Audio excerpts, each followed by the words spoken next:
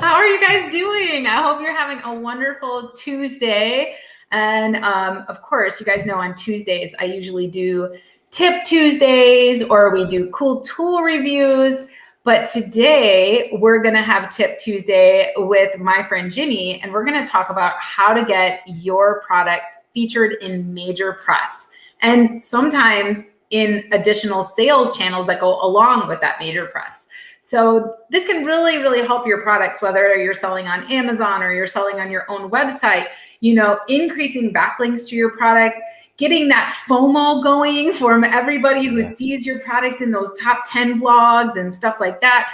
Like, some of the biggest search terms across the internet are best this, or, the most reviewed this, whatever it is, right? But people are looking for recommendations for what to buy. So, the best way to get that recommendation is to have some clout behind it. And the press is a great way to do that. So we're going to talk about that today. And I know you guys are going to learn a ton. Jimmy already gave me like a little preview of what he's going to talk about. And I've already been like taking notes and, like writing down the gold. So don't worry, I'm going to make him repeat all that stuff for you. Yeah. So before we get into it, I would just love to start off by learning a little bit more about you, Jimmy, and your background. Why don't you tell our listeners a little bit more about you? Awesome. Hi, guys. Jimmy here. Well, e-commerce is my thing. I've been doing it probably for 20 years. There's this story. Actually, no one really knows about it except for personal friends and family. There was a time in my life. I was born here in the States, but my parents are Nigerian. And there was a time in my life where they wanted me to come back to Nigeria to, be with them. I was getting ill a little bit too much, and they wanted me to just, come home to mom and dad for a little bit. And I went home, and mom and dad didn't want me to come back to the States. So I started devising this plan on how to get out. And the first place I went to was ebay.com. So I went on eBay, and I was, at the time, Nike Dunks were extremely popular. They're still kind of popular now, but back then they were huge. And I found this site. Like Nike Dunks? Yeah, Nike Dunks. Okay. Mm-hmm. I was like, okay, cool. I went to this site called justforkicks.com. I found these really cool pair of Nikes, and I listed it on eBay, and it sold. I didn't even have the product. And here I am sitting in Nigeria, and I'm like, whoa, I'm selling Nikes halfway around the world, to Americans. This is pretty cool. So I keep doing it. So my goal here is to make enough money to buy my own ticket to leave. I'm not waiting for mom or dad anymore. I'm going back home to my home. So I'm doing it. Every time I get a new one, I post it on eBay, it sells, and then eBay gets wind of it that I actually don't have the product, that I'm technically dropshipping before it existed, and they banned my account because it was against their terms of service. I had $800 I had made. A ticket cost $1,000 out of Nigeria at the time. It's a lot more now. So they completely stopped my account. They took the funds. Everything I was doing was against their terms and conditions. So unfortunately, I completely lost everything. But that's how I got into e-commerce. I'm like, listen, once I'm back to the States, this is exactly what I want to do. I want to go and start an internet business. And I started my first internet business was actually not e-commerce per se, but it was a online writing marketplace called bagawriter.com. Because I consider myself a writer at the time. And there was this race to the bottom mentality on these freelancer sites like Guru. Everyone would get the cheapest writers, which I understand. But if you lived in America, you couldn't make a living off that. So I wanted to create a marketplace strictly for American writers where, we could get paid what we're worth. And I did. It did well, and it got acquired. And I'm like, all right, yeah, definitely. I'm sticking with internet businesses. And after Bag a Writer, I got into e-commerce, true e-commerce, which brings me to the business I'm at right now, Geek Supply Co. It is a vertically integrated e-commerce company. We get everything directly for our manufacturers. There's no middleman, and we sell directly to sales channels like Woot.com, Stack Commerce, Amazon a little bit, Wayfair. And that actually also gave me another opportunity to partner up with one of my distributors, which I just mentioned, Commerce. I leveraged their platform so well that a role opened up that me and my account manager at the time thought I'll be a great fit for. So I took the job. So I have two great jobs. I love it. Commerce is based in LA, so I'm based in the East Coast. So everything works perfectly. I start here at 12 noon, and in the morning I'm up doing geek supply stuff. So that's my e-commerce story. I love it. I love how you started on eBay and you realized that you could sell these shoes and you're just like, I'm going to just try it. I'm just going to list something and I'm going to see what happens, and you sell it. And I know all of us e-commerce sellers, we all get so excited when we make our first sale like that. It's like, whoa, what's possible? It worked.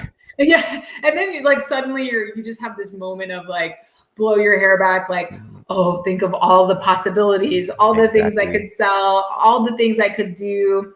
And then of course you get shut down by eBay, which still to this day, they have a strict drop shipping policy. And we've had people drop shipping our products on eBay. It's very easy to report them, and same thing happens. They get their account banned. So all of you out there in internet land, learn from Jimmy and from me today, and be careful about drop shipping on eBay. Drop ship on Alibaba instead. Drop ship on Alibaba. There you go. Yeah, that's a way to do it. Definitely. Yeah. There's already so many third parties doing that, right? Mm-hmm. That's why all of our e-commerce sellers get frustrated, because they're like, man, I got this quote for a product and it's way too expensive and I can't find a supplier. It's because that's not a supplier, my friend. No. So, it's fun stuff, but there's lots of opportunity out there. So you talked about your background as a writer, how you started working for bagawriter.com. And then, you started your own platform for writers to get work. I think, as a writer myself, it's an art that people don't always appreciate. It's funny because if people write their own listings on Amazon, they don't have the same results that me, who really knows how to write good sales copy, and I also know SEO, I can get them completely different results, right? But people don't always appreciate that, and they go, no, I can do that, and they can absolutely learn, just like I did, but it's cool that you appreciate that art, and that it's not as simple as it looks. So people think it's just as simple as writing the description of a product and that's your copy. There's a lot more work that goes into it. Yeah. And I mean, getting some press recognition, there's some creative writing skills that will actually get you ahead. And we'll talk about some of that today. So, the way that I met Jimmy, everyone, is one of my vendors is Ecommerce. So I sell my products through Ecommerce, and they're a unique platform because they partner up with media. And of course, Jimmy's going to correct me if I mess any of this up. but they partner up with media, some really popular media sites, right? They partner up with these media sites, and I have a vendor account with them. So basically it's kind of like Vendor Central on Amazon, right? Where, except for in the case of Vendor Central on Amazon, they're buying products from you in bulk, and then they're listing them on Amazon. In this case, what Ecommerce does is you have a vendor account there, and as products sell through their media campaigns, they have partnerships with so many of the most popular media. And what's in it for them is they get a little commission, and they split the profit. So they buy your products from you wholesale, and they split that profit with the media outlet. And so they're listing your products on all these top 10 lists, and really cool. Like all three of my latest products have been featured in all of the cat, most popular, top 10 cat products and stuff like that. And I'm like, wow, I don't think I'd ever get this recognition on my own. Right. So and what was great about it is, had I got it on my own, I would have paid thousands of dollars for that recognition. And instead, all I'm doing is fulfilling the product to the customer when it sells through Ecommerce's platform. So I log into my vendor area. Okay, but let's talk about this. The other thing that it did for me is it blew up my Amazon sales. Because even though you guys were offering a coupon for my product through all these media sites and stuff, people still sometimes prefer to buy on Amazon and other trusted sites where you're selling your product. So they'll sometimes still pay more. So all of a sudden one day I had a huge spike in sales on Amazon, and I didn't realize that that was the same day as .commerce published my stuff. And I went and looked, and sure enough, I Googled my product and it was everywhere. It was on like every social media channel. It was in every major blog. I couldn't even believe it. I was like, how did they do this? It's awesome, you know? Yeah, it's pretty cool. And then I looked at my Amazon sales, and sure enough. And what's so great about it is when Commerce publishes an article with one of these major blog providers, what happens is it stays there for a long, long time. So I not only get traffic that day when it publishes, but I also get consistent traffic organically for a long time after that. So it's a really great way to do things. Did I miss anything about Stack? Like, what should people know about Stack, and why should they consider working with Stack? You were pretty spot on, but I'll touch on a few things that you've mentioned. I'll just echo a few things. So Stack Commerce, I like to call it the biggest e-commerce company you've never heard of, because no one really knows who we are, and which is fine. That's our goal. Our goal is to make the merchant and our publishers get the recognition, and we just want to do the work. So like you mentioned, we've got top tier publishers like CNN, Mashable, TMZ, Mac apps, all the Mac publishers, Cult of Mac, 9 to 5 Mac, so many, Scary Mommy. We have literally a publisher for every category. If you're in pets, we can find a publisher that can match for pets. If you are in tech obviously is our biggest category. We have tons of tech publishers, Gizmodo, Engadget, the Next Web, all the big boys are on Stack Commerce. And like you mentioned, what we try to do is we give you this unique combination of content and commerce that you cannot get anywhere else. Amazon is good, obviously, everyone knows that, but the value add that you get from Stack Commerce is that marketing department that, for me, I couldn't afford. You know, Geek Supply, we couldn't afford to get a PR company to constantly pump out press on our behalf. And one day I find Stack Commerce through my colleague Devin. Shout out to Devin. He was at fab.com at the time, but he had moved to Stack Commerce, and I see Stack Commerce, and I do a bit of digging, learn more about it, and I reached out and see if we can sell my products there, and we start selling there. And the units are good. We do move volume sales as well, but the value that comes from Stack Commerce is that press, like I said, that you can't really get anywhere else. On my products are selling on Mashable, and that's one thing I would like to add. Aside from the press that you get from these publishing houses, your product also sells on the stores we've created for them. So we create stores for TMZ. So if you go to shop.tmz.com, we created that, and you see, powered by Stack Commerce at the bottom to let you know we are the operators of the store. Oh, that's a major TMZ store. That's absolutely wow. TMZ are not top publishers, actually. Mashable, we also created their store, deals.mashable.com. And aside from getting press, the fact that your product lives on these sites that have this vast amounts of traffic coming into their site on a daily basis, as you've mentioned, it's absolute value for the merchant. Yeah. And you're not having to pay the vendor directly for that. All you're doing is fulfilling your product when it sells. Exactly. It is a performance-based partnership. So we do well when you do well. There are no listing fees, no sign-up fees. You might incur fees if you become unresponsive or shipping out stuff late, but that's the only way you can incur fees while selling on Stack Commerce. It's a completely unique, awesome way to sell. I'm surprised more merchants don't do it. I think it's because they haven't heard of them. It's the one you haven't heard of. Yeah. I don't know if you know, we recently got acquired in February as well. This was before my time, so I don't want to take any credit for my team's hard work, but the company recently got acquired by one of the biggest venture capital firms out there. So we have a lot more room to now even grow and make sure more merchants know of us and use and leverage this great platform we have. So we're excited. One thing that you did mention again, I'd like to touch on is that lifetime value you get from a Stack Commerce article. Once it's online, it's not coming down ever. And typically, the life cycle of an article on Stack Commerce, where you notice the most amount of sales, is usually within that first 4 days of when the article goes live. Yeah, that's definitely what we noticed, but it still lives for a long time. But there are some pieces of content that have been created so perfectly by our in-house team, content team, or sometimes our publishers choose to create the content themselves when they request a sample. Like, hey, we want to make sure we are the ones that review this product and write about it.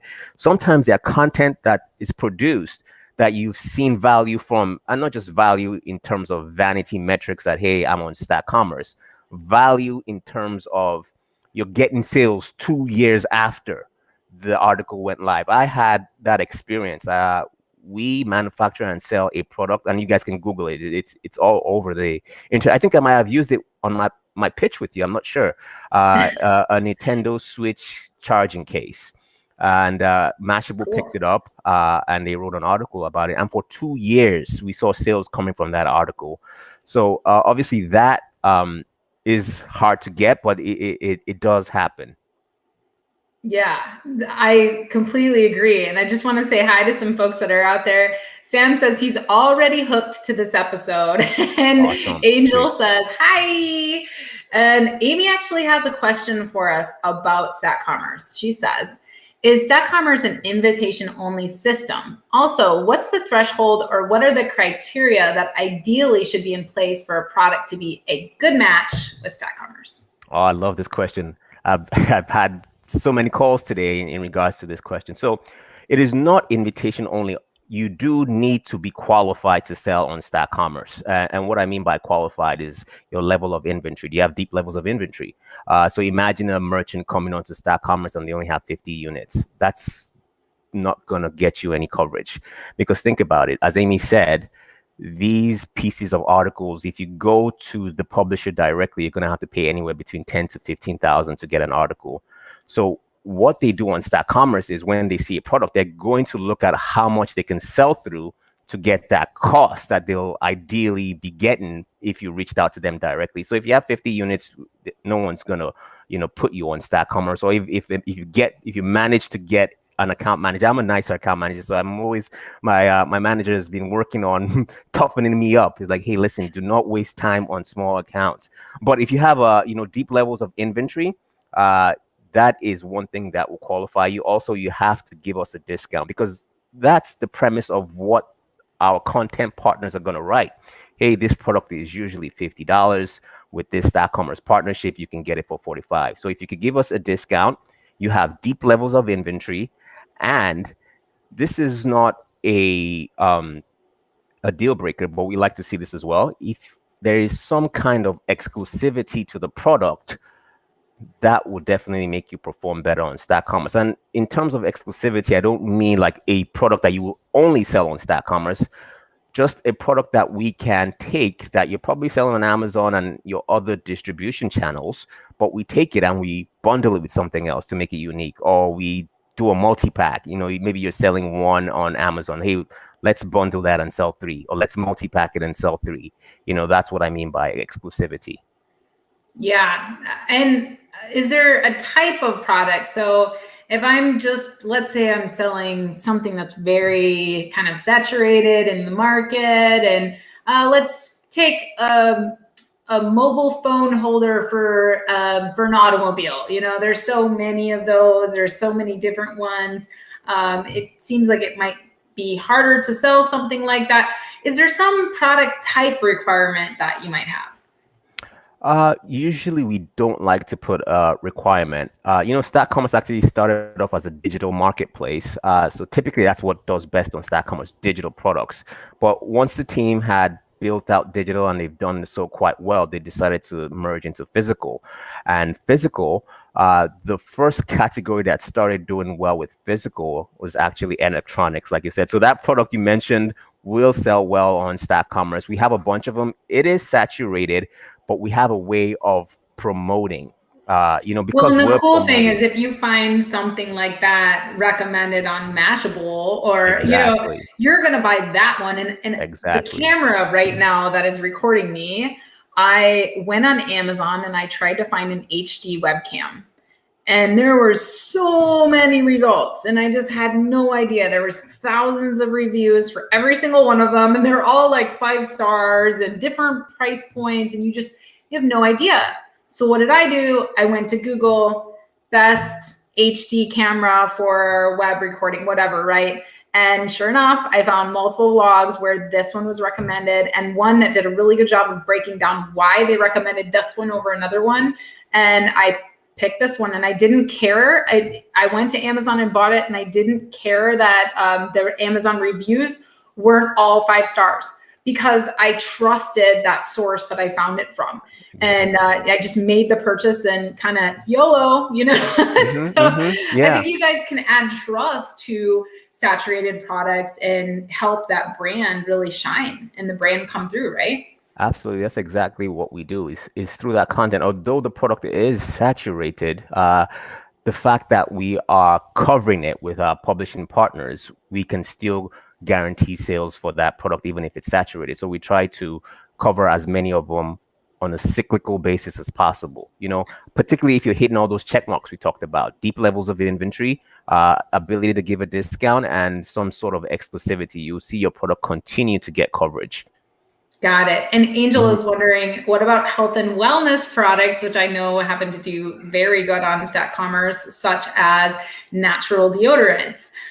So I know you guys also do. In fact, I think my original pitch with Stack Commerce, it was examples of, I think, like some first aid kits that they really blew up, and I was like, wow, that's very impressive. So health and wellness products as well. There's a lot of different, anything that can be talked about online, right, can be sold.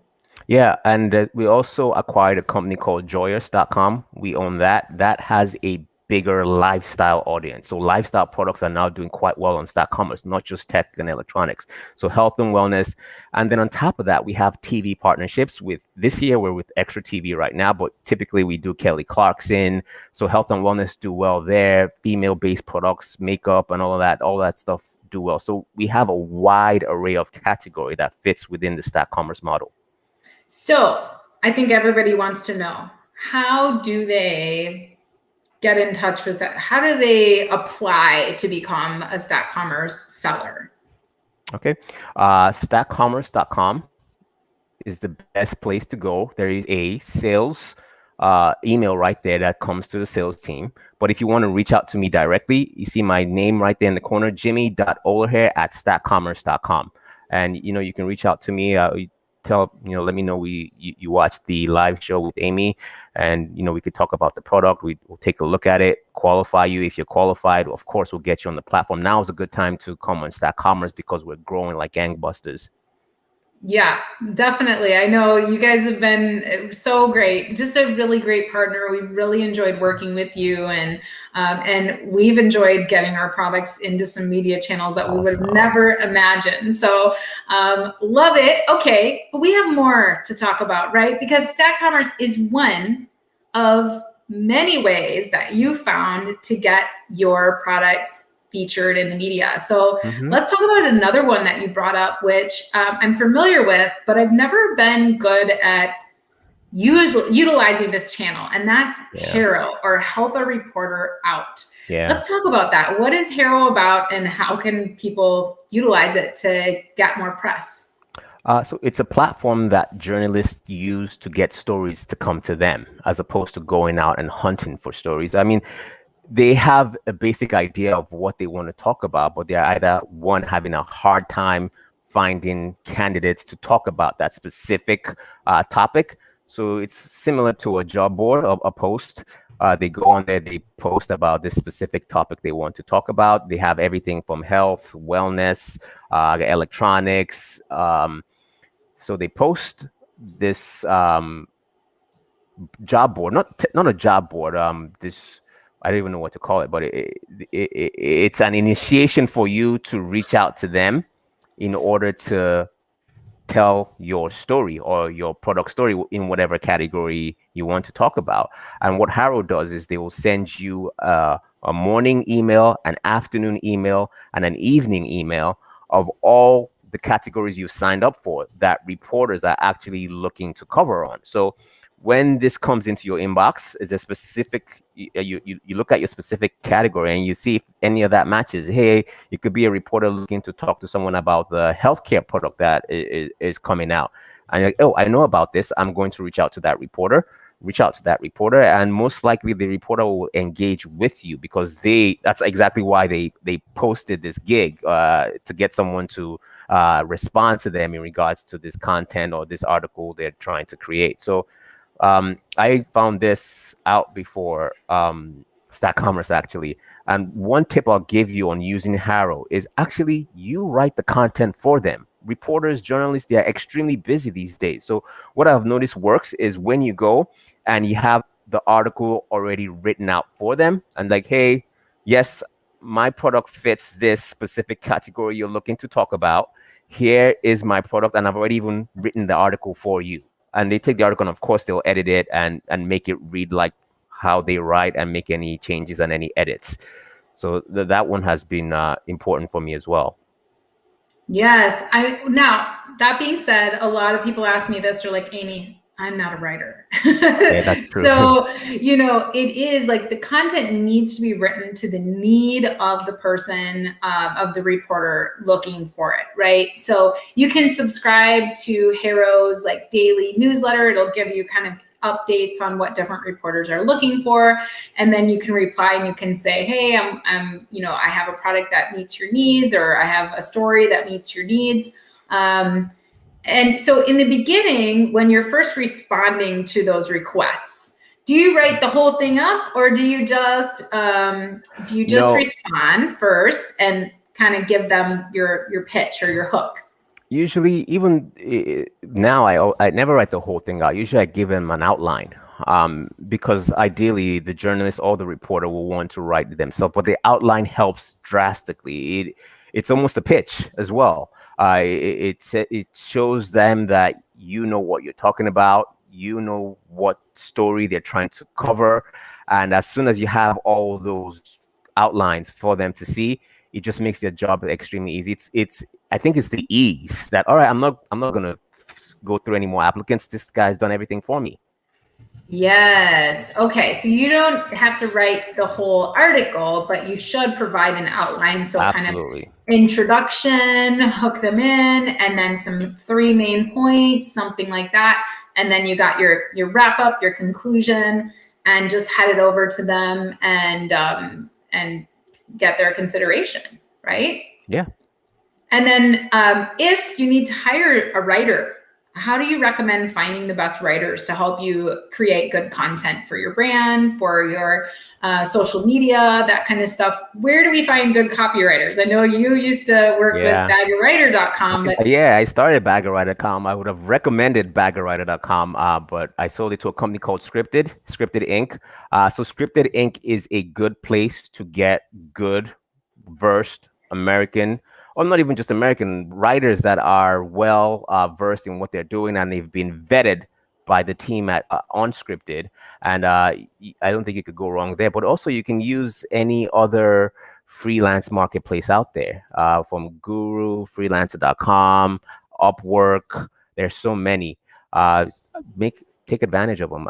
Compare prices between writers and pick what works best for you. Yeah, I'm seeing this scripted.com. There's a lot of different ones. If I can share my screen here, I will show everybody real quick. So let's help a reporter out, and let's show Scripted is where you can hire a writer. And I will share my screen and just show you guys kind of what this looks like. So this is, let me show it on the screen. This is what Scripted looks like, and you can hire a writer to do all kinds of different things. Or if you are a writer, you can write for them. Mm-hmm. And as Jimmy mentioned, you can also go to sites like Upwork.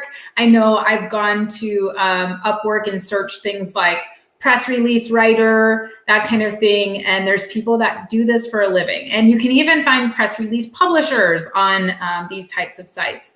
So definitely check them out. And yeah, seems really great, a way to find writers. So I'll stop sharing here. And then the other one that you mentioned, as far as getting your products in the press, is content marketing. So let's talk about content marketing. What is it and why should people care? Yeah, I think content marketing is the most slept on marketing technique out there because it is extremely hard. But if you do it consistently and you do it well, which means having a good writer again, it is the gift that keeps on giving, because one, you're not paying for anything aside from the writer. Fortunately, I have a good writer in house that writes content on a daily basis. We just pump out content on our site, and obviously content, it has to be relevant content as well. You know, and it also has to be good content. You remember the saying about, I think probably 5 years ago, when they said content is king? In a way, content is still king, but it just has to be good content. So that's what we do. We do a bit of paid as well. We don't do Facebook because it's through the roof now. We do Pinterest, but most of our marketing on our direct to consumer channel comes through content marketing.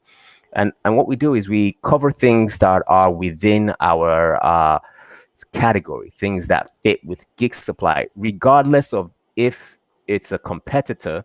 We will still cover if it's a product or a story, and we push it out through our social media channels. And what we've seen is competitors, whatever the if it's a competitor, whatever the case might be, they are still willing to go around and share your content that you've created on your site. But because it's of their product, you know, they are happy to share it everywhere. So this might be untraditional in terms of the type of press you're getting, but you're still getting tons of engagement, which sometimes is better than getting press from a legitimate publisher, but just from getting it from, you know, the interwebs in general. That typically does well for products I've seen on Geek Supply. So what you're talking about is, for example, I sell pet products, cat-related products. I can go and find a complementary product that's very popular, right? And I can do like a review of it. I can create some content about it and say, you know, our favorite XYZ at, you know, my company is this because of this. And, you know, it's really helped our pets in this way. And now I'm providing backlinks for them, and Exactly. they're seeing that, and suddenly they're sharing it everywhere, right? Yeah. And to be honest, it doesn't even have to be a complementary product. It could be the same product. Let me give you an example. We have another brand called A Geek and a Gentleman, and we did this great beard care line, beard oil, sulfate free, all that cool stuff. And we were selling it on our site.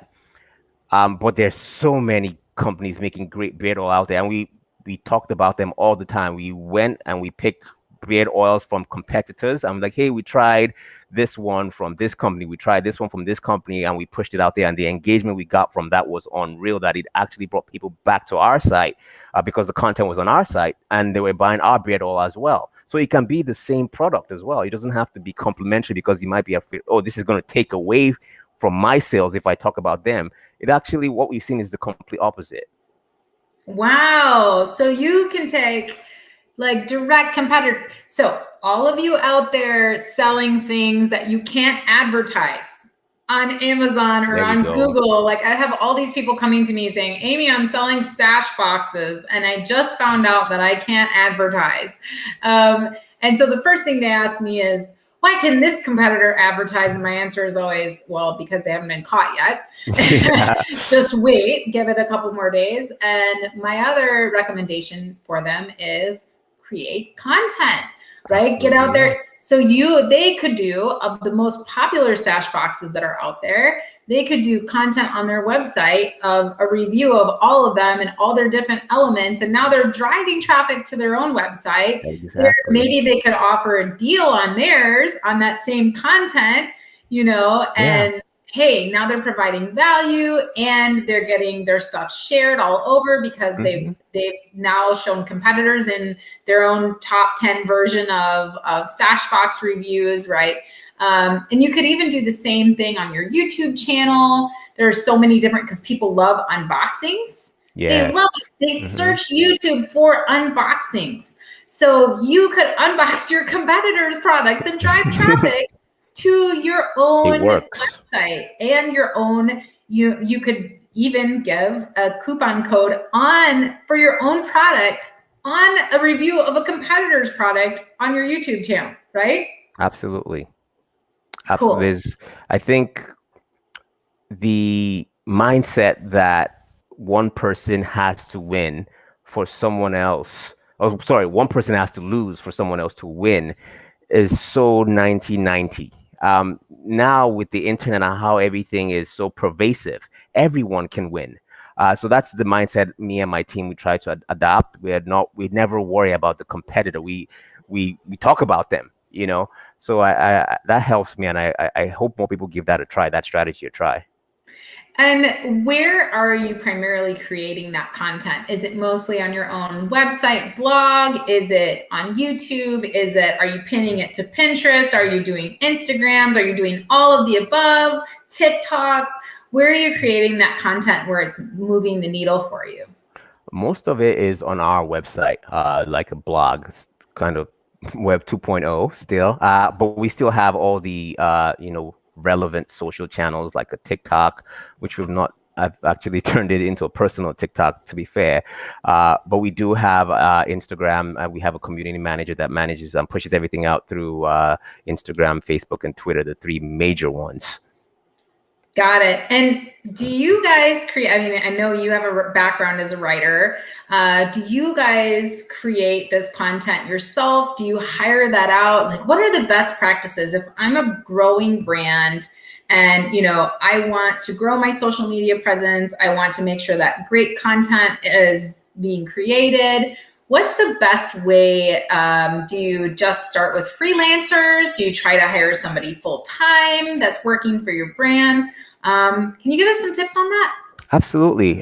So what how I started at first, I started with freelancers. And with the freelancers, I noticed that, this strategy is actually working.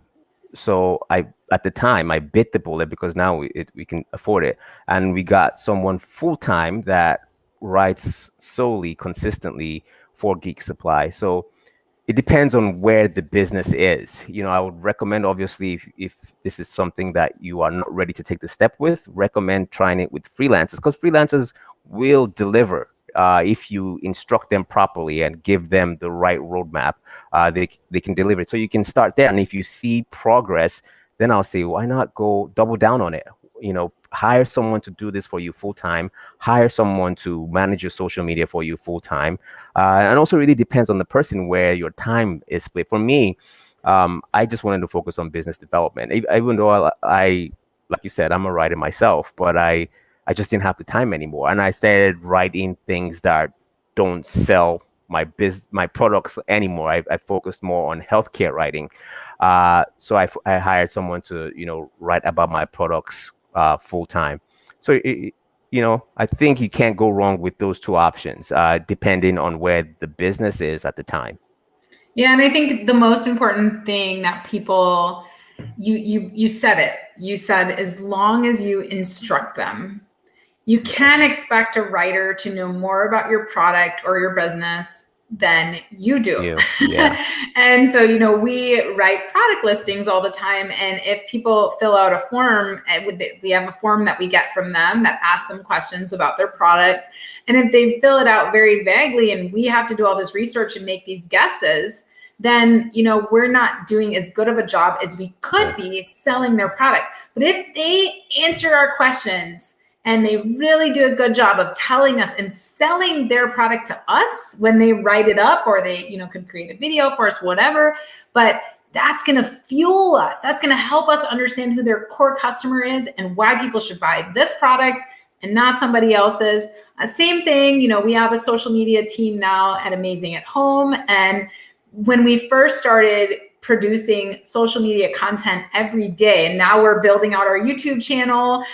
So thank you all of you who've been checking that out. But when we first started, it required me a lot of my time to sit down and go, okay, this is our voice. And this is what we want to portray. And this is what we do for fun. And this is what our community likes to do. And this is what they like to hear. And so it took a lot more planning on my part. But that's okay. That's paid off now, because our writers and our social media folks, they know exactly what that voice is supposed to sound like. And now they don't need as much of my help anymore. They're creating awesome content. And I'm like, oh, I looked at this week's Motivation Monday post and I was like, this is gold. I love that feeling of being hands off and actually being an audience to your own social media, company social feed. I'm in the same boat. My wife and I, we keep, oh, did you see what Noemi posted today? And it's pretty cool. Yeah, exactly. But you're right. That hard work is needed in the beginning. Consistency too. You have to be consistent. Always hire ahead of what you need, right? And really be thinking about, okay, let's work with some freelancers first. Let's start defining what these projects look like. Then, okay, maybe we want somebody a little bit more full-time. So I want to give a shout out to Q4 Marketing Mastery. You guys, we have this event coming up October 15th in Austin, Texas. And this is what we're going to be talking about. We're going to be talking about your sales and marketing plan for Q4. We're going to talk about how to work with influencers. We're going to talk about content marketing. We're going to talk about PPC. Of course, we have to talk about PPC. We're going to talk about external sales channels such as Wayfair and some of the other ones that Jimmy was talking about selling on. We're going to talk about external traffic channels like Ecommerce, like Help a Reporter Out, like all the things that we've covered here. So you guys definitely check that out. Go to sellermeetup.com. Jimmy was actually supposed to be at that event, and he said, oh, it's not virtually, man, can I come and talk ahead of time? So that's why he's here today, giving us some value on the YouTubes and the Facebooks. So I thank you, Jimmy, for being here. Is there anything else that people should know? Any other gold tips that we're leaving out? Gold tips. Let me see. Well, another one in terms of getting coverage is just straight up asking. So one thing I do, we sell gaming accessories. I think I mentioned that. One thing I do, particularly during Q4, is you see, like you mentioned, a lot of those lists being created. Hey, these are the top 5 Nintendo Switches chargers you can get on Amazon this year, and they link to it with their affiliate link. And what I usually do, and it's funny, but it actually works. So I'll give you a real life example. I go on IGN.com because they talk about products that we sell there. This was actually about 2 years ago. And the writer there had written about 5 Nintendo Switch charging cases to buy, and everything all linked directly to Amazon. So, and it was Q4, probably December now, so there was no way he was writing another article. So I reached out to him. His email was right there, under his, and I read, hey, I can't remember what his name was, but we sell Nintendo Switches too, accessories too. I know you've already written this article, but next year, if you could cover mine, we actually have better pricing than Amazon. And next year, we were on the list. So sometimes all you have to do is just ask and be patient. Yes, I love that. Same thing for like me getting speaking gigs and on podcasts and all these things. You don't know. Like I was always asking my friends, like, how do you get in all these speaking gigs? How are you everywhere? And they're like, you just ask. Yeah. You let people know that you're available and you love to talk about X, Y, or Z. And you just ask, and people are always looking for experts. They're always looking for help with their content. I've had people reach out to me and, hey, can we do some cross blogging? Yes, all day long. That's it's more for my site, less for my team to do. And it's a way for us to build each other up. right? There's plenty of space in that. That's such a great tip. I love it. And you're right, Jimmy. Their email is always right there. One tip that I learned from Don DeBellick, he's a patent agent and a really great Entrepreneur Magazine columnist. He said, go out to industry magazines and look at the articles and the trending products, and you can reach out to any of the editors-in-chiefs. Their emails are right there, and you can say, hey, I've got a great product for you to feature, and they'll feature you for free in their new and trending product series. They just need a little blurb. And so, you got nothing to lose by asking. Yeah. And one thing I've noticed with this position I've taken at Ecommerce is time is valuable. And that's what editors and journalists are just trying to do. They're just trying to manage their time. So if you make it easy for them, and if it fits, you're most likely going to connect. Like, hey, I know you wrote this year, but next year, think of us. Our prices are actually better. You might not be getting that referral link because we didn't do that, but he still wrote about it, Yes, I love it. Exactly. I mean, it's really great. Angel says, love this discussion about content marketing. I'm just learning about this. Straight up Gary Vee. That's right. So Angel also says, thank you so much, Jimmy. You're welcome. And we're hearing you must take personal inventory of what's the next step to take to source out so you can focus on other things like growth. Yeah, completely agree. Product development, all those important things. Those are things we have to learn over time. Those are like bumps and bruises we have to get as entrepreneurs. We get it. We know it's not easy to let go. At first, we're just self-employed, right? And of course, Tim, my buddy on YouTube, says, hiya, Amy. Thanks, Tim, for tuning in as always. Love it. All right, Jimmy, have we covered it all? I think so. I think we've given them.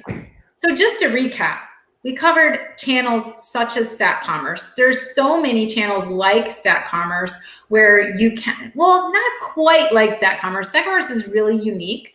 But we covered that, right? And how you can sell your products through channels like that.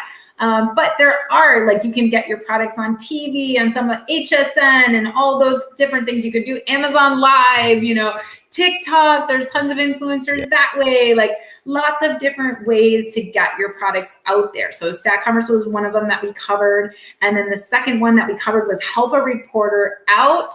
That one was really, really good. So you go to helpareporter.com and you can learn all about how, and you go back and listen. If you didn't hear Jimmy kind of like talk to us about how to write an outline and submit it to one of these reporters and get your products featured. It takes a little bit of work, but especially if you've got a freelance writer on your team and you're telling them, hey, this is the kind of work we're looking for. Let's submit on a regular basis. Exactly. You can get moving through that. Do a few of them yourself and then give it over to your team. And then the third thing that we talked about help a reporter, and then we talked about just content marketing. Writing content, using competitor products, using complementary products, writing great content, and then they're going to share your content too, and driving traffic to your website that way, or driving traffic to Amazon that way. And then finally, don't forget to ask to get coverage. It's not that hard. Look at those emails. Remember, you have something to offer. Right? You have something to offer. Don't be afraid to ask because you can always get something in return. Jimmy, how can these folks reach out to you if they want to know more or work with you? Absolutely. You can reach out to me via email. My first name, Jimi, my last name, Olahere, OLAGHERE @statcommerce.com. And I'm going to put Jimmy's email address right up there so that you guys can reach out in case you are reading.